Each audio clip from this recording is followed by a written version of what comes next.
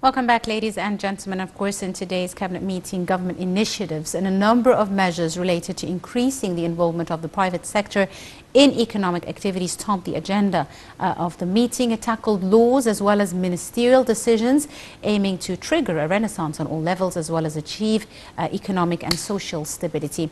The meeting further focused on attracting investments and following up on the completion of various national projects across the governorates in the country, including the presidential initiative A Decent Life, which has been designed to develop villages as well as develop the Egyptian countryside.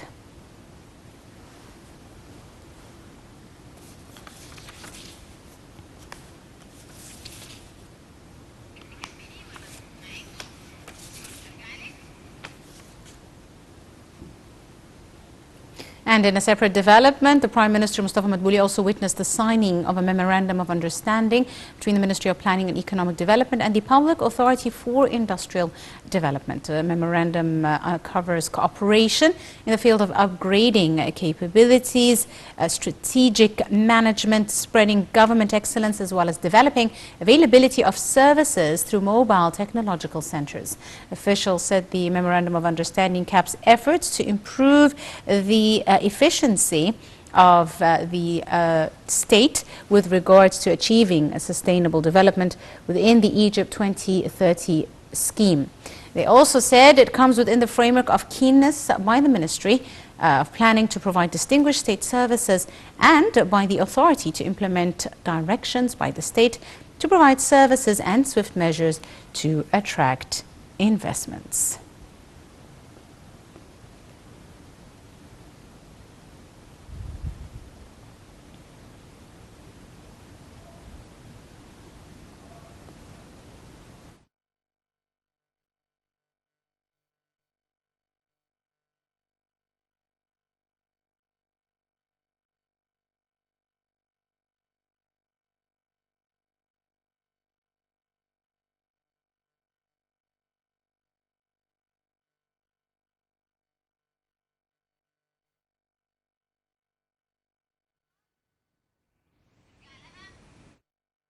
Also, during the Prime Minister's press briefing on Tuesday, he discussed the progress that the government has made on its privatization program, including the IPO program. And in February, the government had announced it would offer stakes to investors in 32 state-owned companies and privatization programs.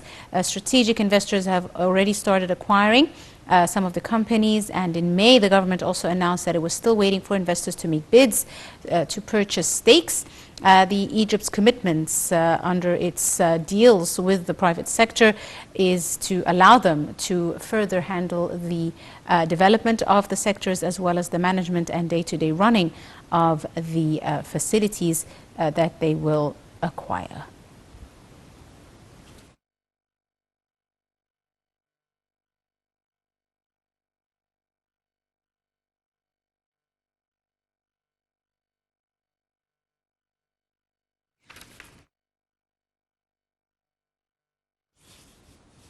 We're now delighted to be joined over the telephone by our guest, Dr. Mohammed Roshdi, Professor of Economics. Dr. Mohammed, a very good afternoon to you, sir. Hello, good afternoon for you and our audience. Thank you very much, Dr. Mohammed, for joining us this afternoon. And of course, today, a very important cabinet meeting was held in the presence of the ministers and the Prime Minister, of course, Dr. Mustafa Madbouli, where they discussed a number of political as well as social and economic files. How do you describe today's meeting, and how does the importance of such meetings in reflecting the government's aim to improve investment atmosphere here in Egypt, sir? In my humble opinion, I can see easily, and the global community can see easily that for the first time in Egypt that all sectors are working on a harmony. Yes. You can say it's on a harmony. The public sector and the private sector, with coordination with the government, to have a strategic goal to enhance our GDP growth and enhancing our competitiveness position to bring more FDI or to attract more FDI. Foreign direct investments. Country. Yes. Thank you. Foreign direct investments. And this is one of the most crucial things. And we can realize this easily through quick wins that the government, quick win initiatives that the government and the presidential leadership is working on it, which is one of them, which is the state policy. That's one of the most important things that will bring FDI or attract more FDI, that the public sector will sell its share in a lot of companies to private sector and foreign investors. That's one of the most important things that will possibly reflect on FDI. On other hand, to enhance our competitiveness to attract our FDI, it comes to top of my mind one of the most important and crucial things, which is the infrastructure projects.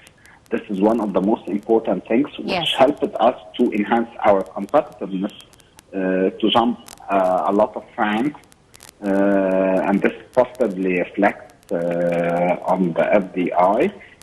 On other hand, the government has a strategic vision which aligns with 2030 Egypt's vision to invest on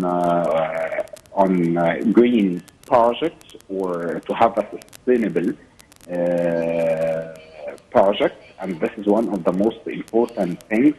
All those things working together to enhance our GDP structure, as you know, and our audience. Yes. The GDP structure consists of three main parts: service part, agricultural part, and industrial part. And the most added value part, which is the service part, which has the highest added value. Yes. And nowadays you can see easily that a lot of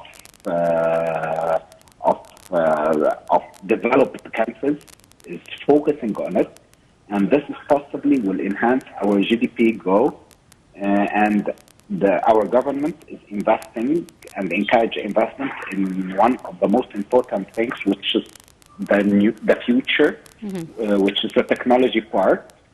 And they did a lot of facilities, and they changed some laws, investment laws, to attack them. And to summarize, in a nutshell, to conclude those things, you can see easily that all sectors in Egypt nowadays, the government, public sector, private sector, under the supervision and guidance of the presidential leadership, working together to achieve our ambitious plan to have one of the most dynamic and fast-growing economics globally in coming years, God willing.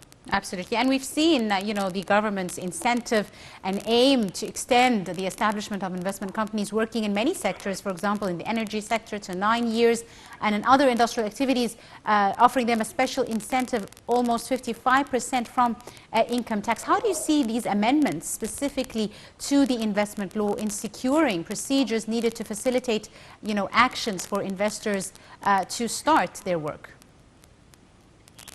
As I told you previously, and our audience, I was elaborating the mechanism of that the government and private sector and public sector are working together to achieve to the 2030 strategic vision, and part of it, those investments. For this investment, actually, part of it to achieve our strategic objective to have a sustainable and growing economy to compete. Especially nowadays, you can see easily that the competitiveness is there is a fierce competitiveness in terms of pricing, effectiveness, and quality of products. And one of the most important things to the added, which is the technology part and the service part, which has the highest added value. Right. You can see this easily. And what is going nowadays, I can see easily part of it to change law and putting some incentives to attract FDI. This is one of the most crucial things to bring or to attract more FDI, and this is aligned with our strategic and ambitious plan to have one of the most sustainable and growing economy globally, if God will. Right. Dr. Mohammed Roshdi, our Professor of Economics, thank you very, very much, sir, for your time and your insight and for joining us on our special coverage here on Nile TV International. And to wrap up our special edition, still news from Prime Minister, where he inspected a number of Siwa Oasis projects on Monday. The projects in Matruh Governorate, and he was accompanied by a number of ministers. During the visit, the Prime Minister, Mustafa Madbouli, asserted the importance of developing the Souk Square and renovation works as well in the old oases as part of a national project aimed at upgrading irrigation and drainage management systems in the Siwa Oasis. We have the details. Egypt takes steps to mend irrigation problems in Siwa Oasis. Prime Minister Mustafa Madbouli inspected on Monday a number of Siwa Oasis projects in Matruh Governorate, accompanied by a number of ministers. During the visit, Madbouli asserted the importance of developing El Souk Square and renovation works in the old oasis as part of a national project aimed at upgrading the irrigation and drainage management system in the Siwa Oasis. The government is very interested in carrying out the project as soon as possible to contribute to efforts to turn the Siwa Oasis into a tourist destination of attraction to visitors from different countries. Added the Premier while inspecting the civilizational coordination works in the Souk Square and the overhauling operations in the old oasis Monday. Madbouli also visited a number of shops and listened to a detailed explanation from Marsa Matruh Governor Khaled Shuaib about the various works in the National Development Project of the Gama Al-Kibir Square and its urban surrounding. Madbouli said that developing irrigation and drainage systems helps find radical solutions to decade-long water problems in Siwa Oasis. The project to develop the irrigation and drainage management systems in Siwa Oasis came in the line with President Abdel Fattah el-Sisi's directives to find a radical solution to the problem of agricultural drainage in Siwa in a way that preserves the environmental balance. The project aims at redirecting the excess agricultural drainage water to Siwa drains that were pouring into the Siwa pond and transferring it to a 34-kilometer-long open canal. The Minister of Irrigation and Water Resources released Monday a report on measures taken to resolve problems that have lasted for 30 years. Those included increased salinity of the water of the oasis main reservoir called cracked limestone, and that is caused by the random digging of wells. Another problem is the rise in salinity levels of terrestrial water due to the upsurge of agricultural water waste. In addition, bridges at Siwa Pond are being heightened to reduce the damages caused by rising water levels, which has been a phenomenon in the past years that affected some agricultural lands and tourist resorts. With this final news item, we wrap up our special coverage here on Nile TV International. Ladies and gentlemen, you're in the company of myself, Angie Meher. Thank you for joining us.